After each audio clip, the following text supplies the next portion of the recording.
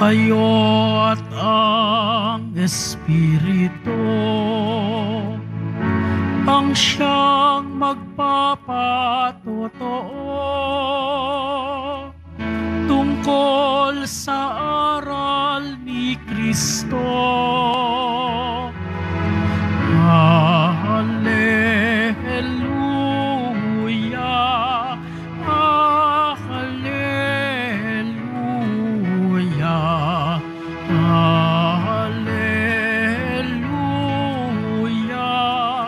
hallelujah.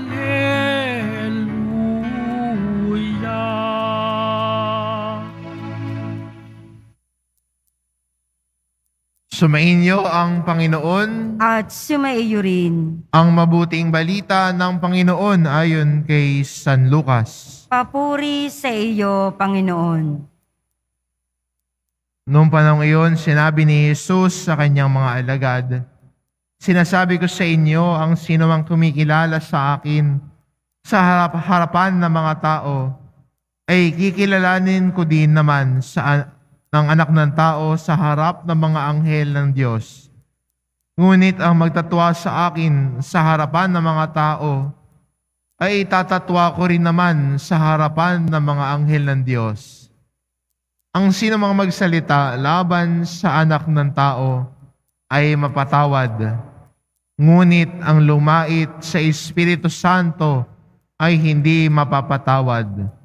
Kapag kayo'y dinala nila sa sinagoga o sa harapan ng mga tagapamahala at ng mga makapangyarihan upang litisin, huwag din niyong isipin kung paano ninyo ipagtatanggol ang sarili o kung ano ang inyong sasabihin, sapagkat sa oras na iyon, ang Espiritu Santo ang magtuturo sa inyo kung ano ang dapat ninyong sabihin."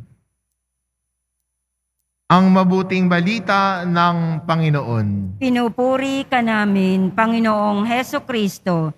Magsiupo muna po ang lahat.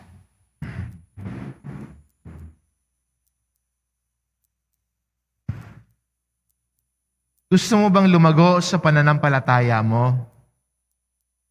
Marahil ito yung panalangin natin kadalasan. Lord, palaguin mo yung pananampalataya ko.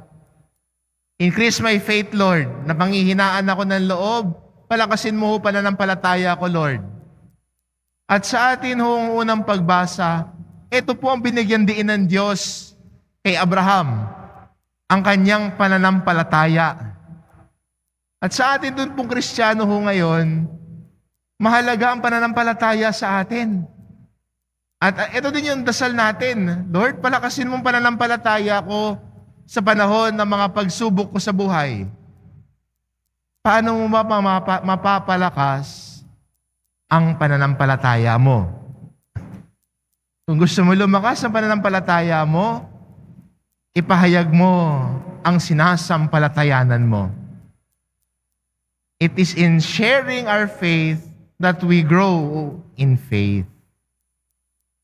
Sa pagbabahagi natin ng pananampalataya, doon lumalago yung pananampalataya natin. Kasi mas na-appreciate natin yung sinasampalatayanan natin kung binabahagi natin. Naalala ko nung estudyante po ako, ang sabi sa amin, pare, may maintindihan ka na subject o lesson, kunwari, ituro mo sa sarili mo. Kasi kung tinuturo mo, mas naiintindihan mo. Ganon din po minsan sa pananampalataya natin. Pag binabahagi natin ang pananampalataya natin, mas na-appreciate natin yung sinasampalatayanan natin. Mas naunawaan natin yung ating pananampalataya. Hindi mo kailangan pumunta sa altar o magbigay ng talk para magpahayag ang pananampalataya. Ganun yung nakikita natin.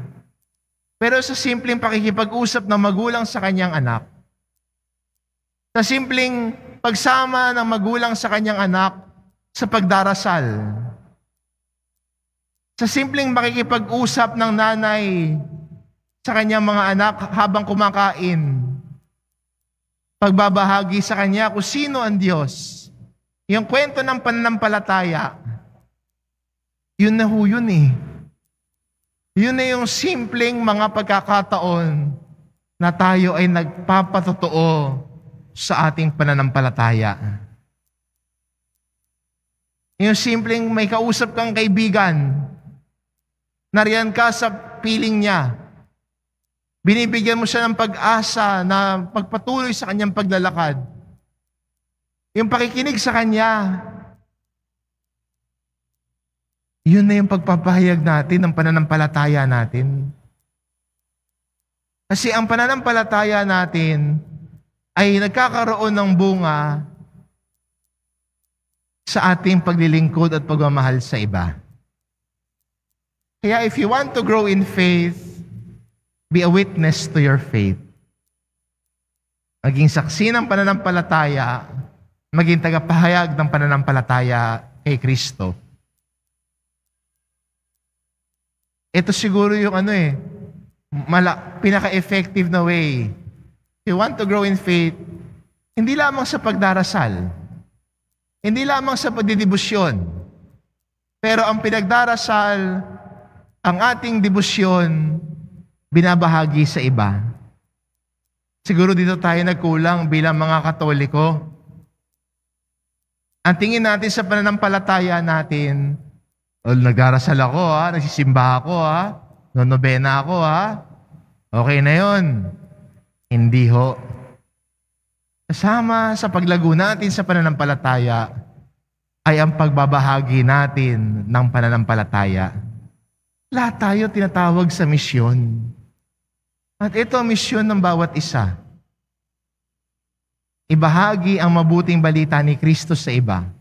Magpatotoo sa kanyang pananampalataya. Kahit minsan makakaranas ng pag-uusig, hayaan mo yun. Ang mahalaga sa atin, gumaganap tayo sa utos at misyon ng Diyos sa buhay natin. If you want to grow in faith, embrace your mission. Our mission to share God's word to everyone. Amen.